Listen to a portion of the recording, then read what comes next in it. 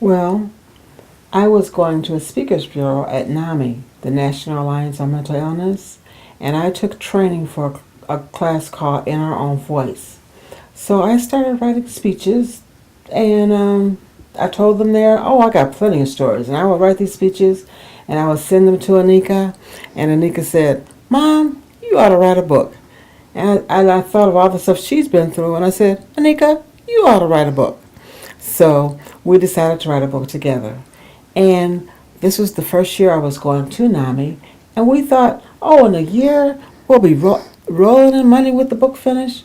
Well, here it is 5 years later, and it's out now. Well, the title Love's All That Makes Sense. It came from the fact that love was such an important piece for my mother and I. There were times in our life when our world was just turned on its head, and the only thing that made sense for us was love. The love that we had for each other, the love that our family had for us. It really held us together, and it saw us through some of those most difficult times. One of the things that we've noticed about mental illness and the discourse on mental illness is that there's not a lot of talk about the importance of love and how that can really connect people and be really important in terms of recovery. And it was a really important theme in our book. So that's where the title Love's All That Makes Sense came from. Mm-hmm. One of the funniest moments of writing this book was recounting a time when I was homeless. I was homeless for 3 days. I would go to little food kitchens my peers had told me about. I'd get food downtown in a little train and truck that would come downtown. Well, I was hearing voices, and one day they told me to get on the back of a train and get out of Cleveland. So I climbed on this train, and thank goodness someone called the police. So the police come and get me and take me to the Justice Center. I'm in a room with about 10 other girls waiting to be sentenced. They bring in a boxed lunch. I'm just as happy to have that food, I don't know what. And so it was time to be sentenced. So I went into the courtroom. I looked up at the judge and I said, oh man, she was a girl that went to college with me, that liked a guy that liked me. And I have a relative that said, she wanted to give you life without parole. So I thought that was kind of funny.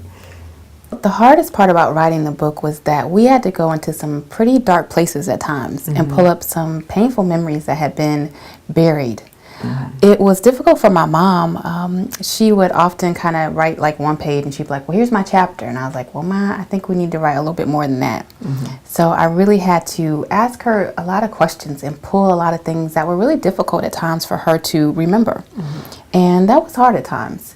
It was hard for me to go there with her, and I was learning some things just about her that I didn't know and that were difficult to hear and that I'd never known about. It was hard for me as well just to drag up some of those things that I had buried as well. There were a lot of things when I was young that I had even blacked out that I never knew about. So that was probably the hardest part, is some of those memories that we really had to really drag up. One thing I learned about my daughter with writing the book was, sadly, she wasn't as strong as she always made out to be. Everybody kind of depended on Anika to be the strong one, and she said she just wasn't that strong. So now I'm trying to take up a little bit of that strength from her and myself. Let me be the mother now.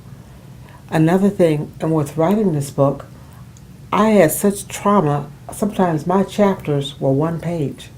And Anika pulls stuff out of me. I would have, 8 pages after you've pulled things out of me. And she does this as a professional person. She works at different companies and writes manuals. So I have deep respect now for her writing ability. One of the things that I learned about my mother, and I learned so many things from writing this book because I never knew her stories. And it's interesting because that was a time that we just didn't talk a lot about. I guess what was most striking to me was how strong and resilient my mother is. I never knew what it was like for her to have mental illness. I never knew what it was like for her to lose her youngest daughter. I never knew what it was for her to have lost her home and to be homeless. They were just things I never knew about. And to see how she was able to rebuild her life, just the resilience that took for her to be able to dust herself off, to come back from that, was something that I came to have so much more respect for. And I've really gained a much deeper appreciation for her strength. Thank you. Well, writing this book changed the relationship between us. I do believe that we've gotten a little closer. I'll never forget the time when we were writing a very difficult part of the book, and that night I couldn't go to sleep. And I said, I'm not going to tell Anika I couldn't go to sleep. The next morning, Anika said, Mom, I couldn't go to sleep last night. And it was just nice to know that on that one particular subject, we bonded in different states. And for both of us, I do believe all the things we had deep in our soul and our heart just came out into a beautiful flower for both of us.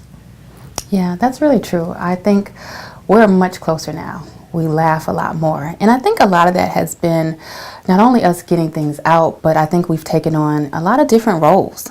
I used to play the role of the parent, even as an adult.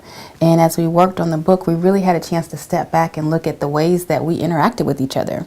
And some of those ways weren't the healthiest. And I think that we've been able to really change some of those dynamics, which has really freed us up a lot. You know, my mom is really the mom now, and I can lean on her a lot more. And she doesn't just lean on me. And that's been really wonderful for us. I think that we've grown so much from writing the book, and I can really say that my mom is even more so my best friend now. Thank you, Anika. Thanks. Even though it did take 5 years for us to write this book, I would do it again. I've learned so much about my mother. It's been such a journey. You know, I'm not even going to tell the lie that it was easy. You know, there was a lot of things that we had to struggle through at times, but there was also laughter. There was also fun. The things that I've learned about my mother, the things that I've learned about myself are priceless.